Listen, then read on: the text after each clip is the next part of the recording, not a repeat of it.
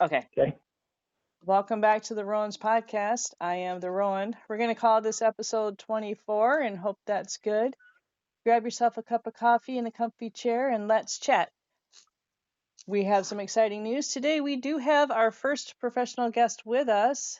This is Mr. Richard Featherly, who is a licensed social worker. Hello, Rich. How are you today? Doing well. Can you tell us a little bit about yourself before we get started? Well, I was born at an early age in New York State. Lived in New York State until I was in my mid 20s and moved out here in 1988 into the UP. I was working in construction back then, but it was hard work and winters were rough. So I decided to become a nurse in 92. Got my degree from Stoney College in 94 and worked as a nurse for 16 years. And as I was doing that work, I found that my skills didn't match the nursing profession. You need to be able to do a whole lot of work in a little bit of time as a nurse. Yeah. There were a few jobs that I had that fit me well. Taking care of one person for a whole shift, private duty nursing, and I did that with a few different people. And then when I was taking care of a 3-year-old girl who needed a ventilator to breathe, and when her dad lost his job, he became her caregiver, and I lost my job working with her, and couldn't find any other work where it suited my skills or lack of skills. Um, so and I had already been thinking about going into counseling, so it was recommended that I do a social work degree. So I went to a mostly online program with Michigan State. Northern Michigan University has one like it now, but they didn't when I started in 2015. I was 20 or I was 55 years old. My wife thought I was crazy to go to start a program like that at that You're never age. too young to learn. But I had yeah, right. So I got my MSW in 2018 and started working for a counselor and got a job at working at the doctor's offices up at Great Lakes Family Health Center, which, as you might know, has a lot of different clinics in the western UP. So I was more than half of the social workers working for 10 clinics, and that was way too busy. They wanted me to move to half-hour appointments, which you can't do anything, counseling-wise in a half hour. They wanted me to limit my number of clients, and they had way worse. They had way more severe symptoms and trauma at those doctor's offices than I ever have. People calling me now that I'm private, just Yeah. basically hanging my own shingles. So that's a brief summary of my career, my life. Hmm. You've been through a lot of different jobs, but it looks like it was like a path leading you towards the right place where you should be, it seems like. So Right, yeah. it's a good thing, a really good And thing. that's kind of how life is. You can't predict the future, but when you look back and see, oh, this led to this, this led to this. Yeah. So we we were talking about um traumas and things like that, and you had told me Mm-hmm. about two studies, and I really wanted to share those with my listeners because I thought it was really interesting. And to me, the only time I've ever heard anything that was even remotely like this, and I don't mean to sound really silly, but like science fiction books or something like that, like Mm-hmm. along the lines of uh what is it, generational memories or whatever. I know this is not what we're talking about, but to me it kind of intertwines with it. But or it reminds me of it, in which I was really interested in these two studies because, well, as we get into it, people will understand. So, can you explain the PACES study? It was originally called the ACE study. For ACE stands for Adverse Childhood Experiences. There is an organization that has a website called PACES Connection. They added the P for positive and adverse experiences. That way, it acknowledges the positive effect of what helps people not succumb to all the adverse things that happen to them as a kid. Because not everybody suffers from Yeah. having an adverse life as a kid. So the ACE study was mainly done in the 90s. There were two doctors who started it. One had a clinic an obesity clinic, people who needed to lose hundreds of pounds.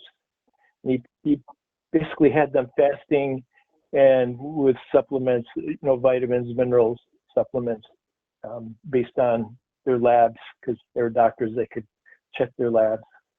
But they discovered that when people lost, 100, 200 pounds, they would drop out and gain it back.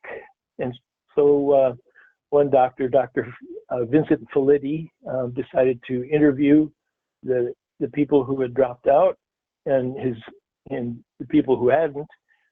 And he discovered that 55% of his obesity patients had been sexually abused as a kid. Mm. But he also heard about other forms of abuse and adverse experiences. So his main list of adverse experiences became sexual abuse, physical abuse, verbal abuse, emotional neglect. Your parents are just too distracted to even, acknowledge your existence practically, or physical neglect, which was, parents are too poor to feed you or, have decent clothes on you. Yeah. And then a few others like parents divorcing, which is, pretty easy one. Lots of people have that. Yeah. A family member going to prison, family with mental illness. Oh, I lost you. So there's 10 of them. I suppose we're still good on the phone. The picture disappeared, but we're still good on the phone. Yeah, that's fine. Yeah. Okay. So this doctor was in charge. This one or the other one who did the study was in charge of a insurance company in the southwestern U.S.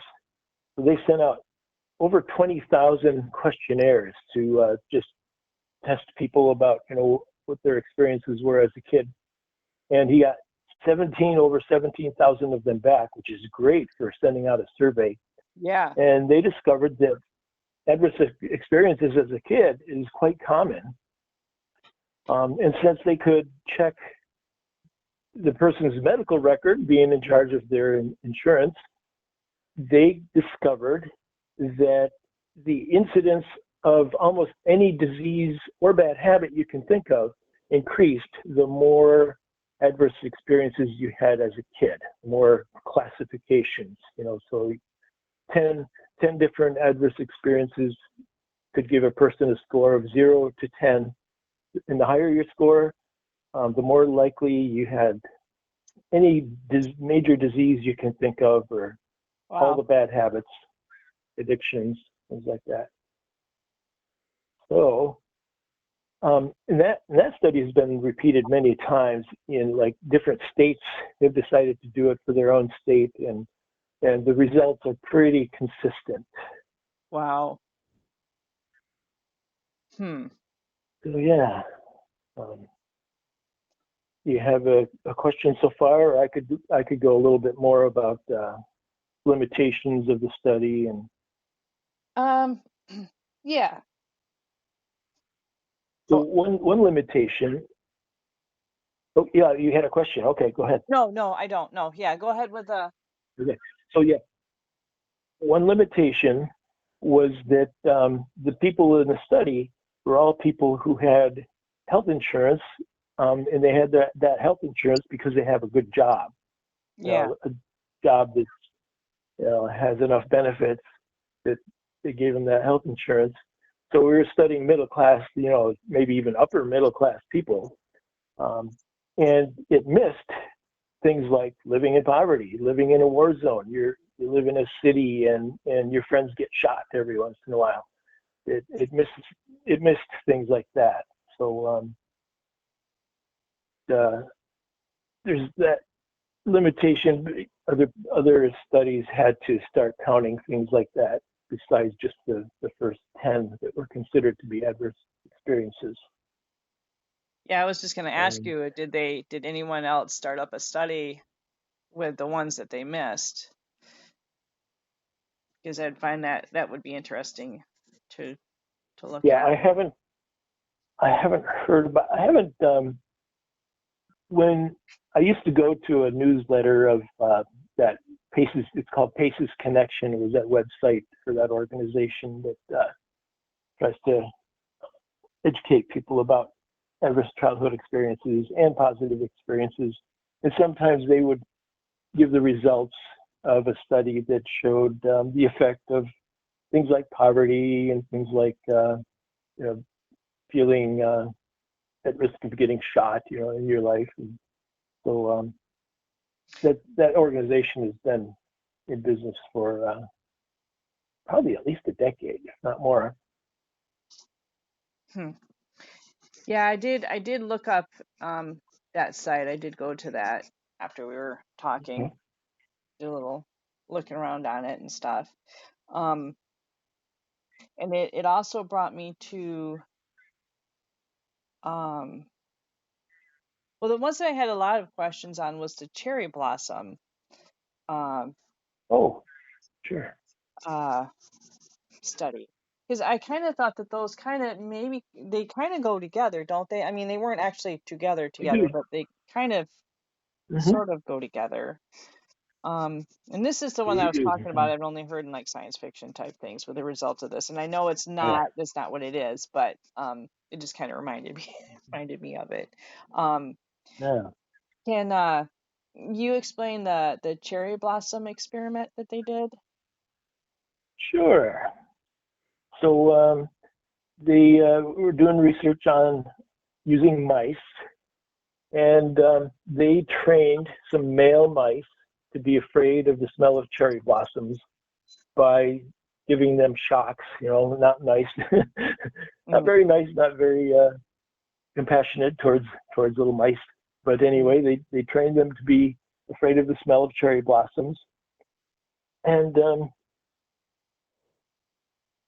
they took they did artificial insemination to some female mice with sperm from those male mice, and we took the offspring of those female mice, um, and they were also afraid of the smell of cherry blossoms, even though they never met their dads. hmm, Um, and then they did that again, so they went to the next generation, so the grandkids of the original male mice that were trained to be afraid of the smell of cherry blossoms, and the grandkids were also afraid of the smell of cherry blossoms. And I don't know if they did a great grandkids study or not, but it just showed that fear somehow can be passed on through generations. And when we talk about the effects of adverse experiences, we're talking about the effects that fear has on your nervous system and therefore the rest of your body, the health effects. I did some research on it, and I'll be honest, I don't like without really getting really into it because I did like some vague research on it. Um, Mm-hmm. and I get real in depth on it, and I should because this is really interesting though. But what I did find was that it it doesn't like this would not change the DNA. It is like a kind of like a memory, but not. it doesn't change the DNA, but it does leave a marker on how it's read or something, it said. And Right. Yeah. so then when it's read, then like the body somehow has that fear coded in somehow into the DNA, but it doesn't change the DNA, but it's coded in there somehow. And Yeah. Yeah. and then it said it was talking about like for humans like who have experienced like a traumatic event or whatever, like say Mhm. 9/11, that like a marker could be encoded into their DNA, which would affect their children. Yeah. Right. Um, but like I said, it said it didn't change the DNA; it just put it like a marker in there. It was interesting. Hmm. And I need to do more. Yeah. I think about yeah. Yeah, Our DNA is like the blueprints for a house. And imagine a set of blueprints that give you lots of options. Your porch can look like these 5 different ways. Your roof can be shaped these 6 different ways. Your inner floor plan can be, these 12 different ways. And when you build the house, you're going to use one of each choice. So right. our genes are like that, and our body can decide which genes to read and which ones not to read. And that's where those markers come in. The markers, if you live in an area where there's lots of saber-toothed tigers, your genes are somehow going to be marked so that you're better off escaping a saber-toothed tiger. Yeah. How that happens, who knows? And the weird thing is for me is I'm this thought just occurred to me. So say you're in a say you've been in an abusive relationship, or say you were abused as a child, or maybe you got into abusive Yeah. relationship when you get older. Um, the thought occurred to me that if you had this marker, say you have a marker put into you, now does that make you predisposed like for your kids to go into those type of relationships?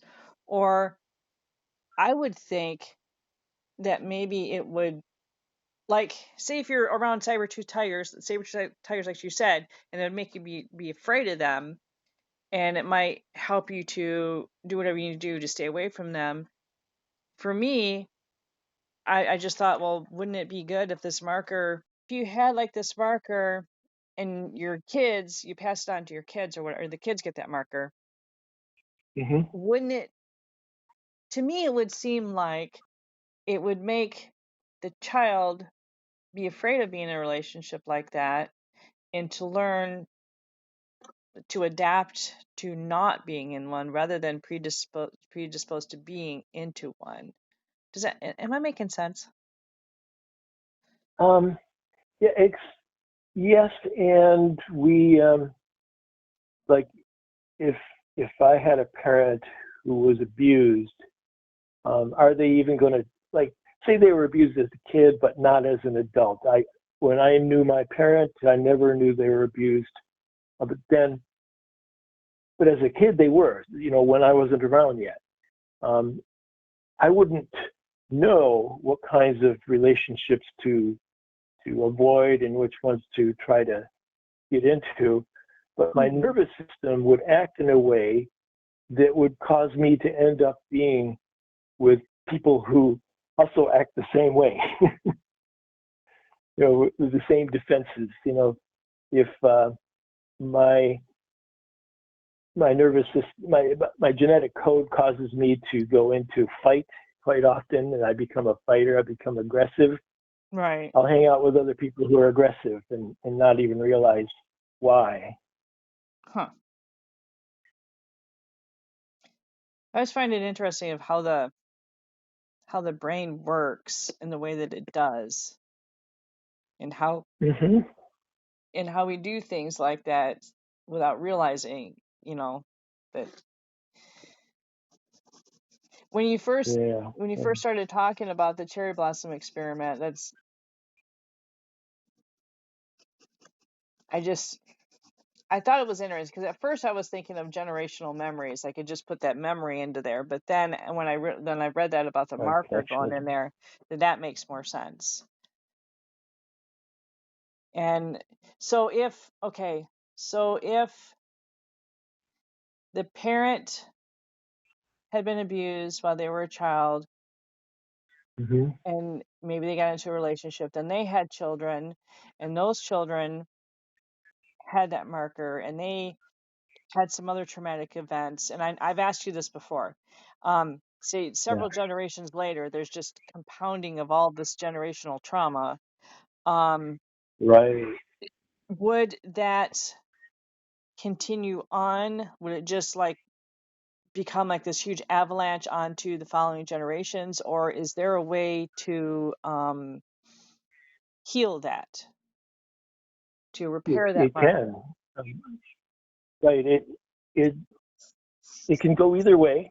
Some people will pass that pain, that those reactions on to their kids, and their kids will pass it on to their kids. But if there's a child who's being treated poorly by a parent who's just passing on their trauma, um, but that child has a teacher that really cares about them in school, or a grandparent who is healthy and not, maybe the parent of the other parent who's not abusive, and that grandparent makes the kid feel safe and acknowledged and connected. It can prevent that trauma from being passed on through the generations. Or the person gets some good therapy, Yeah. So it can go either way. Hmm. Yeah, I have seen that where um some people who have been, had a horrible childhood to where they've been like immensely loving parents and Yeah, very yeah. supportive and stuff. But I've seen it the other way too, where it's Right, just right. continued to compound. Yeah. Um, then I always wonder like the nature versus nurture thing, you know, Mhm. um, The the whether other way it can go is, you know, I can decide I'm not going to pass on my trauma from my parents who got it from their parents. I'm going, when I feel angry, I'm just going to stuff it down. I'm just going to stuff it down, and then it turns into physical health problems. yeah, so yeah, so it can affect a person in different ways.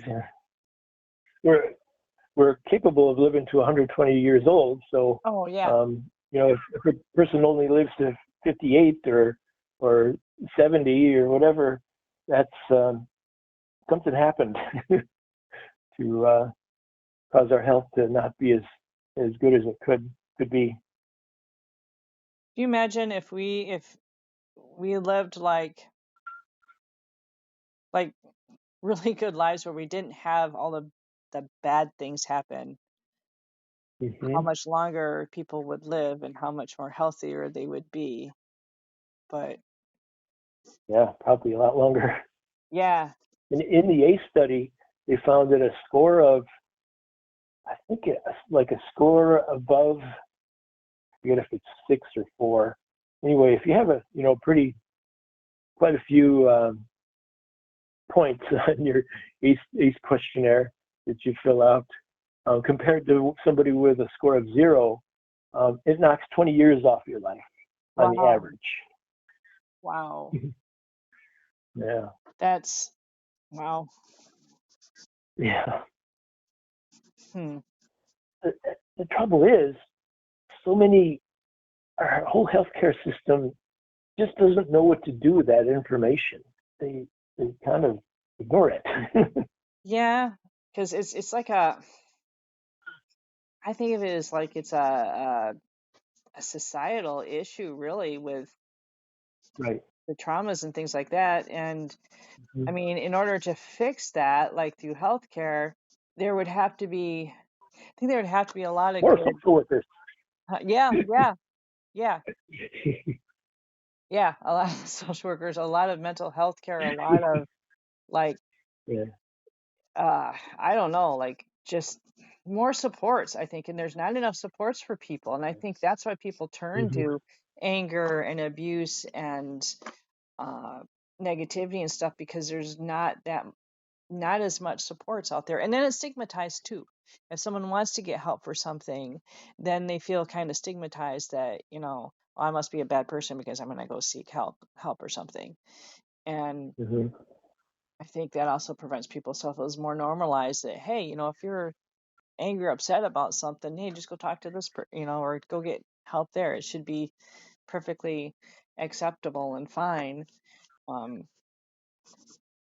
but then also, like, if someone, like that study that I read about the 9/11, like those type of traumas, those types you can't really prevent really Hmm. from people from experiencing. But and I know they had like Right. counselors and stuff like that for it, but um, it should be more in-depth counseling, more help for that, more long term rather than you get 12 Right. Yeah. sessions with somebody to talk.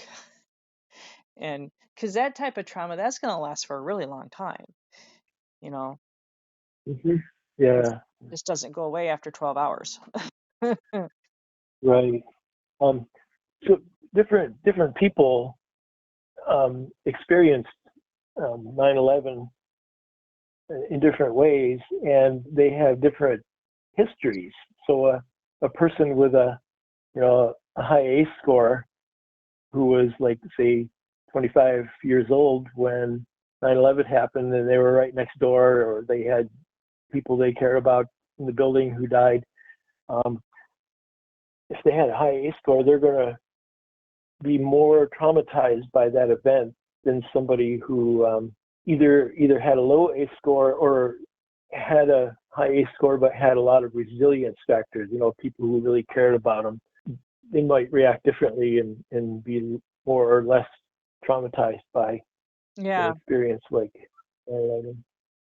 yeah, When I and there's something stuck in my mind about a biblical reference. There's a line, I have no idea where, about the sins of the parents being carried by the children, offspring, the children, yeah, and the ACE study kind of shows us how, or at least why, and that is that if a person is a sinner, it's usually because their nervous system is not well regulated. They're in fight or flight, or they're frozen, and they're going to raise kids that are in fight or flight or frozen because of it's called epigenetics, when those markers are passed down to yeah. That was your a big, offspring. yeah, So that's kind of an explanation of how that biblical passage really works. yeah, There's one thing they found um, about in the ACE study: the higher your ACE score, the more likely you were to have all sorts of bad habits, like being a IV drug user or being an alcoholic. Um, one of the graphs, I um, I would see different graphs of, if you have a score of 0, you have this likelihood of having this health problem. If your score is 1, you have this, likelihood, and the likelihood goes up the higher your ACE score. And so one of the graphs measured likelihood of having more than 50 sexual partners. oh wow, And that one always like boggles my mind. But yeah, the higher your ACE score, the more likely it is you'll be promiscuous or whatever you might call it. do you think that would be because maybe the person is seeking like it wow, this might not sound right, self-soothing Yeah, behavior, not exactly like that, but they're seeking comfort, kind of, really is why they're doing that, maybe. sure, right. Maybe it's because they learn that their value as a person is measured in how much you please other people. Yeah. You know, that might be something that they learned as an adaptation. Oh, I'm okay if I, you know, take care of other people regardless of their own risk to myself. Right. That shows up in a lot of different ways, not just sexually. You know, there's you know, Minnesota nice, you know, northern Midwest nice is based on, you know, I got to take care of other people, and in order to be consider myself a valuable person, I have to take care of everybody else, sacrifice myself. It's quite common. Yeah. Yeah, I do. I see a lot of that. Yeah. hmm What is the top health condition there is? Like if you have the highest ACE score, what is the biggest health risk that they have? Like, is it heart? Is it cancer? Is it? It's well, you know, I'm envisioning in my mind a graph, different graphs I've seen for the different health issues, and I don't recall which ones are more closely aligned to ACE score, but it seemed like any major issue, like heart disease, um, emphysema, of course, that's linked to smoking, and smoking is more common in people with a higher ACE score. Yeah. Um, and cancer for sure. Um, it's I'm not sure. I think the scientific basis for this is a little questionable, but there's a concept that some people have of a type C behavior, meaning um, a type of behavior that leads to a person being more likely to get cancer, Hmm. and that is that same behavior I mentioned. You know, taking care of other people, being real nice, and being a people pleaser. Some people will call that a type C behavior. So being a people pleaser can be in the study or whatever that you were talking about, this questionable one, or it could be like lead to health risks because, Yeah, huh? right. Um, because being a people pleaser is sort of on the freeze side of things, the freeze response. Freeze response happens when you're a deer and the mountain lion has caught you and it's starting to take chunks out of you. You really shut down. You leave your body if you can, that kind of thing. So it's the nervous system response that leads to depression. So submitting, being a people pleaser is kind of on that side of the nervous system responses, and it messes up your immune system, messes up your digestion, your sleep, all the things that your body does automatically when you're healthy. Being in the freeze, or they also call it fawn. They use the word fawn because then they all start with F. You know, fight, flight, freeze, fawn, faint. So yeah, being a people pleaser can mess up your immune system so that your immune system attacks your own body, like, you know, multiple sclerosis or Lou Gehrig's disease, I think, is related to that. All the other autoimmune disorders like lupus, and uh, tends to happen a little more often to people who are submissive and people pleasers and that kind of thing. Do a lot of people who are people pleasers, no, not ever, no, there's a lot that do it just because they're just nice, but they're the ones that are doing it Right? out of that flight, freeze, fun. Um, they're doing that kind of like out of a fear, right? They want to please the people so they don't Yeah.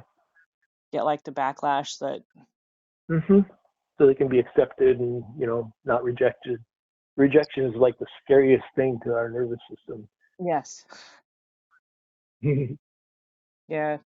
Um, well, I think we covered just about everything. Yeah, Um, that was a good summary.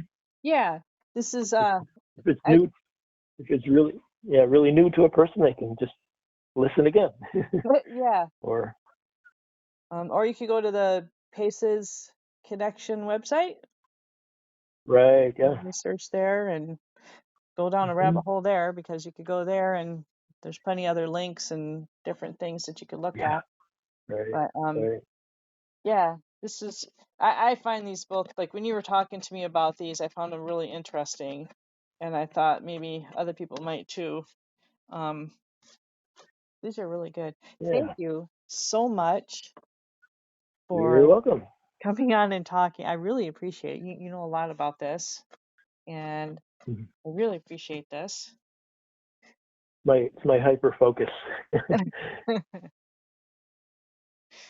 Yeah, there's a lot of really good information on here, and I'll probably do some more research on it too later on. Um, but yeah, this is really good. Thank you so much for You are quite stopping by welcome. and chatting. And I know I have, at least I know there's one listener who's anxiously waiting to hear this. So, Uh, but I've been And hyping this up for the past couple of episodes that I have someone coming on, cool. so Yeah. I'm really excited. Yeah, So, and since I'm semi-retired, I have plenty of time to talk to people if they're interested in yakking about this kind of thing, and they can look me up on Authentic Wellness website, authenticwellnessup.com, I believe is the website, or they can get my number from you. yep, yep. Um, yes. So be sure to look him up if you have any questions. And he is very knowledgeable and he's a really super nice guy. So um, you will learn a lot if you contact him. Okay. So thank you everybody for stopping by and having a chat. And we'll say goodbye to Mr. Richard Featherly. Thank you so much for coming in. Bye. Pleasure talking with you. More later. Bye.